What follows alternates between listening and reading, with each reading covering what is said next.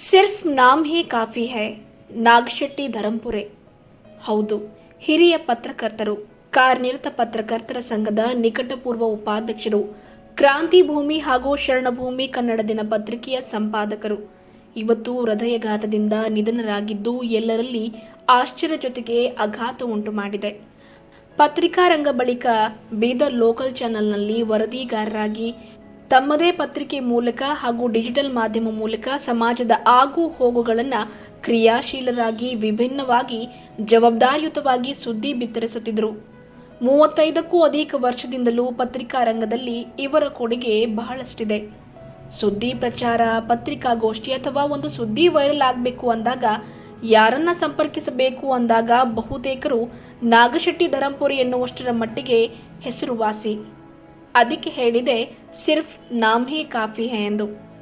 ನಗುಮುಖದ, ಎಲ್ಲರಿಗೂ ನಗಿಸುವ, ಚಂಚಲ, ಲವಲವಿಕೆಯ ವ್ಯಕ್ತಿತ್ವ ಇವರದು. ನಮ್ಮಂತಹ ಯುವ ಪತ್ರಕರ್ತರಿಗೆ ಹೀಗಲ್ಲ ಹಾಗೆ ಎಂದು ಬೈದು ಬುದ್ಧಿ ಹೇಳ್ತಾ ಇದ್ರು, ಮಾರ್ಗದರ್ಶಕರಾಗಿದ್ರು. ಹಿರಿಯರಿರಲಿ ಕಿರಿಯರಿರಲಿ ಮೊದಲಿಗರಾಗಿ ಮಾತಾಡುವ ಸ್ವಭಾವ. ಇವತ್ತು ಸುದ್ದಿ ತಿಳಿದ ಕೂಡಲೇ ಭಾವಪೂರ್ಣ ಶ್ರದ್ಧಾಂಜಲಿ ಪೋಸ್ಟ್ ಹಾಕುವ ಸಂಬಂಧ ಅವರ ಫೇಸ್ಬುಕ್ ಹುಡುಕಿ ನೋಡಿದ್ರೆ ಅವರ ಫೋಟೋ ವಿಡಿಯೋಗಿಂತ ಸುದ್ದಿಗೆ ಸಂಬಂಧಿಸಿದ ಫೋಟೋ ವಿಡಿಯೋಗಳಿಂದಲೇ ತುಂಬಿತ್ತು ಅವರ ಫೇಸ್ಬುಕ್ ಪೇಜ್. ಅಷ್ಟರ ಮಟ್ಟಿಗೆ ಅವರಿಗೆ ಪತ್ರಿಕಾ ರಂಗ ಪ್ರಚಾರದ ಬಗ್ಗೆ ಒಲವಿತ್ತು. ಎಲ್ಲರೊಂದಿಗೆ ಬೆರೆಯುವ ಒಳ್ಳೆಯ ಸಂಪರ್ಕ, ಒಡನಾಟ ಹೊಂದಿರುವ ವ್ಯಕ್ತಿತ್ವ ಅವರದು. ಇವತ್ತು ಫೇಸ್ಬುಕ್, ವಾಟ್ಸಪ್ ತೆಗೆದು ನೋಡಿದ್ರೆ ಅವರಿಗೆ ಸಂತಾಪ ಸೂಚಿಸುವ ಪೋಸ್ಟ್ಗಳು. ಅಷ್ಟರ ಮಟ್ಟಿಗೆ ಎಲ್ಲರಿಗೂ ಆತ್ಮೀಯರಾಗಿದ್ರು, ಅಚ್ಚುಮೆಚ್ಚಾಗಿದ್ರು. ಅವರ ಅಗಲಿಕೆಗಾಗಿ ಕ್ಷೇತ್ರದ ಸಚಿವರು, ಶಾಸಕರು, ಗಣ್ಯರು, ಮುಖಂಡರು, ಆತ್ಮೀಯರು, ಪತ್ರಿಕಾರಂಗ, ಮಾಧ್ಯಮ ಬಳಗದವರು ಸಂತಾಪ ಸೂಚಿಸಿದ್ದಾರೆ. 10 ಜನರ ಮಧ್ಯೆ ಇದ್ದರೂ ತಮ್ಮತ್ತ ಗುರುತಿಸುವ ಹಾಗೆ, ತಮ್ಮ ಮಾತನ್ನ ಕೇಳುವ ಹಾಗೆ ಮಾಡ್ತಾ ಇದ್ರು. ನೆನ್ನೆಯಷ್ಟೇ ನೋಡಿದ್ದು, ಮಾತಾಡಿದ್ದು, ಆದರೆ ಇವತ್ತು ಅವರಿಲ್ಲದೆ ಇರುವುದು ಕೇಳಿ ಮನಸ್ಸಿಗೆ ಬಹಳ ಆಘಾತವಾಗಿದೆ. ಇವರು ಕೇವಲ ಪತ್ರಕರ್ತರಾಗಿರದೆ ಸಾಹಿತಿಗಳಾಗಿ, ಕಲಾವಿದರು, ಧಾರ್ಮಿಕ ಚಟುವಟಿಕೆಗಳಲ್ಲಿ ಸಕ್ರಿಯವಾಗಿ ತಮ್ಮನ್ನು ತಾವು ತೊಡಗಿಸಿಕೊಂಡಿದ್ರು.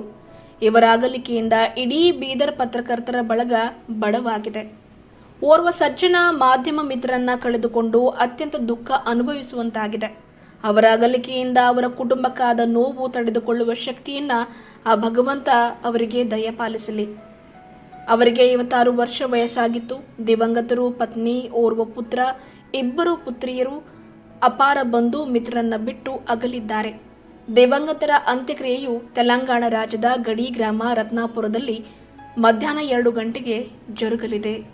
ನಿಜಕ್ಕೂ ಪತ್ರಿಕಾ ರಂಗಕ್ಕೆ ನಷ್ಟವಾಗಿದೆ. ನಿಮ್ಮ ಆತ್ಮಕ್ಕೆ ಶಾಂತಿ ಸಿಗಲಿ.